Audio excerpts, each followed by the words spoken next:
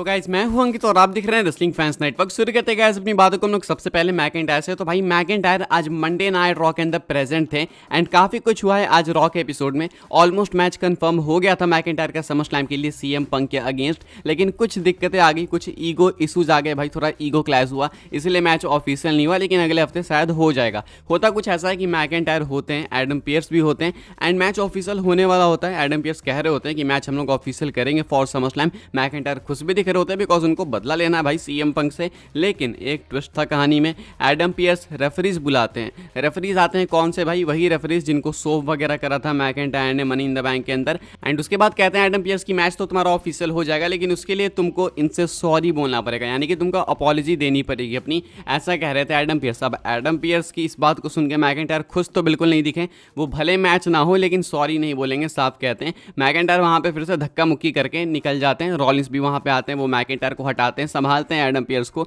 And ऐसा कुछ होता है। यानी कि बेसिकली आज मैच ऑफिशियल होने वाला था मंडे नाइट रॉ के अंदर सीएम पंक वर्सेस मैकिंटायर का, लेकिन नहीं हो पाया ईगो क्लैशेस की वजह से। मैकिंटायर ने सॉरी नहीं बोला एंड सही रीजन भी है भाई मैकिंटायर के पास। वो क्यों सॉरी बोलेंगे? तो सब कुछ उनके अगेंस्ट नहीं हो रहा है, तो वो किस बात की सॉरी बोले? उनका तो ये गुस्सा होना, ये सब इस तरीके का एटीट्यूड में रहना वो जस्टिफाइड है। बाकी ऐसे में बात आती है कि क्या अगले हफ्ते मैच अनाउंस हो सकता है? तो जी हाँ, चांसेस हैं, बिकॉज अगले हफ्ते के लिए सीएम पंक को अनाउंस कर दिया गया। अगले मंडे नाइट रॉ में आपको सीएम पंक देखने को मिलेंगे एंड समर स्लैम को अब ज़्यादा टाइम नहीं बचा है भाई। अगला मंडे नाइट रॉ आएगा, तब तक आपको और कम टाइम देखने को मिलेगा समर स्लैम के लिए। तो ऐसे में अगर अगले हफ्ते बुक नहीं करेंगे तो दिन तो भाई आई थिंक बहुत ही ज़्यादा ये स्टोरी के साथ खिलवाड़ कर रहे हैं। तो ऐसे में अगले मंडे नाइट रॉ में मोस्ट लाइकली आपको सीएम पंक एंड मैकिंटायर का मैच ऑफिशियल होते हुए देखने को मिलेगा। By the way Drew McIntyre अभी भी सस्पेंडेड है बिकॉज उन्होंने सॉरी वॉरी कुछ कहा नहीं एंड उसके बाद मैच भी ऑफिशियल नहीं हुआ इनका। आगे बढ़ते हैं गाइस, बात करते हैं अगली स्टोरी के बारे में। एक मैच जो कि कंफर्म हो चुका है भाई समर स्लैम के लिए,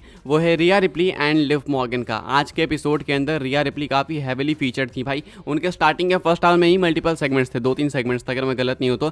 लिव मॉर्गन के साथ इनका सेगमेंट होता है एंड यहाँ पे मैच इनका ऑब्वियस हो गया, कंफर्म हो गया समर स्लैम के लिए। होता कुछ ऐसा है कि लिव मॉर्गन हमें देखने को मिलती है via digital screen and Liv Morgan के अगेंस्ट जो रिया रिप्ली हैं वो रहती हैं रिंग में with Dominik Mysterio. Dominik Mysterio का चक्कर भाई अभी भी लिव मॉर्गन के साथ चल रहा है। आज भी काफ़ी कुछ हमें देखने को मिला, वो आप देख सकते हो, मैं फोटो आपको दिखा दूंगा। अभी के हिसाब से समर स्लैम के लिए Liv Morgan and Riya replay का मैच हमें कंफर्म होते हुए दिखता है। डब्ल्यूडब्ल्यूई ने अभी तक कोई ट्वीट वगैरह पोस्ट नहीं करा है, लेकिन हमें पता था कि ऐसे भी होने वाला है। तो अब आपको बस समर स्लैम का वेट करना है एंड समर स्लैम में आपको लिव मॉर्गन रिया रिप्ली आपस में कोलाइड करते हुए देखेंगी। ये तो काफ़ी ईजी प्रेडिक्शन है मेरे लिए, मुझे लगता है लिव मॉर्गन यहाँ पे रिटेन करेंगी टाइटल को। आगे इनकी फ्यूड और कंटिन्यू होने वाली है, तो अभी रिया रिप्ली नहीं जीतेंगी मोस्ट लाइकली। अभी के हिसाब से ये वाला मैच समर स्लैम के लिए भाई कंफर्म हो चुका है एंड ये अपना तीसरा मैच है जो कि समर स्लैम के लिए कंफर्म हो चुका है, अगर आप कोडी वर्सेस सोलो सिकोआ अभी काउंट नहीं करोगे तो। आगे बढ़ते हैं गाइस, बात करते हैं अगली स्टोरी के बारे में एंड ये है डब्ल्यूडब्ल्यूई की न्यू पॉलिसी को लेके एक ब्रेकिंग न्यूज़। क्या है ये ब्रेकिंग न्यूज़? होता क्या है भाई, देखो पहले क्या होते रहा आपको मालूम होगा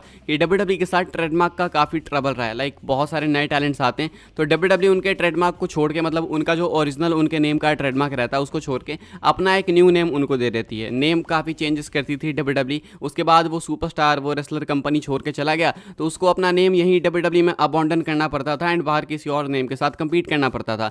लेकिन अब ये पॉलिसी चेंज हो चुकी है एंड अब डब्ल्यूडब्ल्यूई जो है भाई किसी भी सुपरस्टार के नेम को अपने साथ नहीं रखने वाली। यानी कि अगर कोई सुपरस्टार कंपनी छोड़ के जा रहा है तो वो अपने नेम के साथ, अपने राइट्स के साथ जा सकता है। While speaking on wrestling observer live, Bryan Alvarez stated that this policy has evolved under the TKO era. Alvarez explained that within the new TKO deals, when wrestlers sign with WWE, the company trademarks their ring names. For instance, Ethan Page's name was trademarked when he joined WWE. Interestingly, the policy now allows wrestlers to retain their ring names once they leave WWE. Alvarez noted that this practice is similar in AEW, where wrestlers like Stephanie Vaquer can depart and keep their ring names. अगर इसको sum up करके easily बताऊं तो कहते हैं Alvarez, I was told that these new TKO deals are such that when you go to WWE they are going to trademark everything. For example, Ethan Page went and they trademarked Ethan Page. This is from someone in the company. When you leave they hand everything over to you now. कहते हैं कि पहले ऐसा कुछ नहीं होता था, लेकिन अभी ये जो न्यू टीकेओ डील्स बन रही है इसमें अगर कोई न्यू टैलेंट आता है कंपनी के अंदर, जैसे ईथन पेज आए, तो ईथन पेज अपने AEW वाले नेम को ही लेकर आ गए डब्ल्यूडब्ल्यूई के अंदर एंड डब्ल्यूडब्ल्यूई ने इसको ट्रेडमार्क कर लिया, यानी कि अपने बैनर के अंदर इसको फाइल कर लिया। अब ये WWE की प्रॉपर्टी है, लेकिन ये प्रॉपर्टी अब WWE परमानेंटली अपने पास नहीं रखेगी। पहले रखती थी, अब नहीं रखेगी। अब क्या होगा, जब ईथन पेज कंपनी छोड़ के जाएंगे, अगर कभी जाते हैं, अगर या फिर WWE उनसे अपने रास्ते अलग करती है, तो ईथन पेज को उनके राइट्स WWE दे देगी। ये AEW में होते आ रही है चीज़, इसलिए ईथन पेज अपने इस नेम के साथ हैं WWE के अंदर। तो अब WWE ये सेम चीज़ करने वाली है इस TKO रेज़्यूमे के अंदर। आगे बढ़ते हैं गाइस, बात करते हैं अगली स्टोरी के बारे में, जो कि है भाई अपकमिंग स्मैकडाउन के एपिसोड को लेके। WWE एक अपकमिंग स्मैकडाउन के एपिसोड को टेप करने वाली है। तो ये कौन सा एपिसोड होने वाला है भाई? तो ये एपिसोड होगा नेक्स्ट से नेक्स्ट स्मैकडाउन का एपिसोड। यानी कि अभी के हिसाब से WWE इस हफ्ते तो चलो स्मैकडाउन करेगी बिल्कुल लाइव,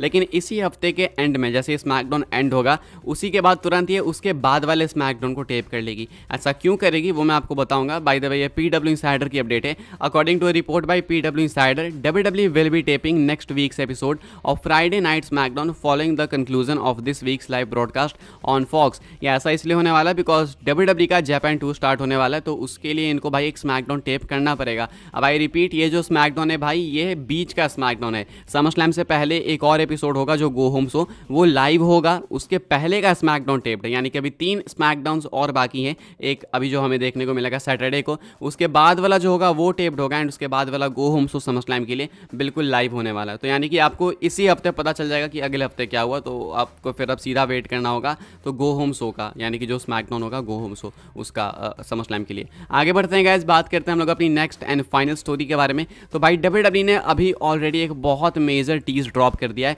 कि Paul Heyman and Roman Reigns एक साथ जल्दी आपको वापस देखने को मिल सकते हैं। ये एक मेजर टीज है। पता नहीं भाई ये चीज़ WWE ने कब करी थी, लेकिन ये चीज़ नोटिस अब करी जा रही है। एक्चुअली होता क्या है कि WWE पॉल हेमन के लिए एक न्यू रेंडर अपडेट करती है अपनी वेबसाइट पे। मैंने आपको दिखाया भी रिसेंटली कि कितने सारे नए रेंडर्स WWE ने पोस्ट करें। अब चलो ठीक है भाई, पॉल हेमन के बैनर के अंदर, पॉल हेमन के नेम के अंदर उनका न्यू रेंडर आया, लेकिन यहाँ पे एक डिफरेंस है। पता है क्या अंतर यहाँ पे ये है ना भाई, कि पॉल हेमन है तो उनके प्रोफाइल के अंदर, उनके रेंडर में उनका ही नाम होना चाहिए, ऑब्वियस सी बात है। लेकिन पॉल हेमन के रेंडर में रोमन रेंस का नाम है। आप अगर यहाँ पे देखोगे तो ये रहा पॉल हेमन का वो रेंडर, एंड यहाँ पे अगर आप वेबसाइट URL को या फिर इसको देखोगे, फोटो की डिटेल्स को चेक करोगे, तो ये जो फोटो है भाई वो रोमन के नाम से आप देख सकते हो। यहाँ पे रोमन _1002 2020 CA, फिर उसके बाद _137 लिखा है। पता नहीं भाई ये कुछ कोड्स हैं या फिर क्या, बिकॉज WWE ऐसा करती है, हमको पता, आपको भी पता है। लेकिन यहाँ पे पॉल हेमन के नेम को रोमन के नाम पे लिस्ट करके WWE साफ टीज करना चाह रही है कि भाई ये रोमन के साथ आएंगे। खैर हमें पता भी, इसको टीज करने की नीड नहीं है, लेकिन पता नहीं मुझे ऐसा क्यों लग रहा है इस URL में कहीं ना कहीं रोमन के रिटर्न की डेट भी छुपी होगी। मैंने काफ़ी कोशिश करा इसको डिकोड करने के लिए, लेकिन कुछ पता चला नहीं मुझे। अगर आपको कुछ आइडिया लग रहा है तो बताना। बाकी अभी के हिसाब से बॉटम लाइन यही है कि WWE भाई साफ टीज कर रही है कि पॉल हेमन वापस आएंगे जब, तो रोमन रेंस के साथ आएंगे। यानी कि शायद अब हमें इस चीज़ का वेट नहीं करना चाहिए कि पॉल हेमन एक हफ्ते पहले, 2 हफ्ते पहले स्मैकडाउन में आएंगे, उसके बाद टीज करेंगे, वार्न करेंगे। तो शायद वो चीज़ अब ना हो। अब पॉल हेमन जब आए तो वो सीधा या तो इंट्रोड्यूस करेंगे रोमन को, नहीं तो रोमन के पीछे पीछे ही चल के आएंगे। अभी के हिसाब से भाई ये कुछ है update Paul Heyman and Roman Reigns को लेकर। फिलहाल भाई इस वीडियो के लिए बस यही कुछ न्यूज़ अपडेट्स थी। आई होप सो आपको इन्फॉर्मेशन मिली हो तो वीडियो को लाइक करें, शेयर करें, सब्सक्राइब करें चैनल को, ताकि आने वाले टाइम के अंदर आपको ऑब्वियसली WWE की न्यूज़, रूमर अपडेट्स सब कुछ टाइम टू टाइम जानने को मिलते रहे। फॉलो कर सकते हैं आप लोग मुझे इंस्टाग्राम एंड ट्विटर पर, लिंक आपको मिल जाएगी डिस्क्रिप्शन में। ज्वाइन कर सकते हैं व्हाट्सएप चैनल को, उसके भी लिंक है डिस्क्रिप्शन में। मिलते हैं अपनी नेक्स्ट ऑफर काफ़ी इंटरेस्टिंग वीडियो में।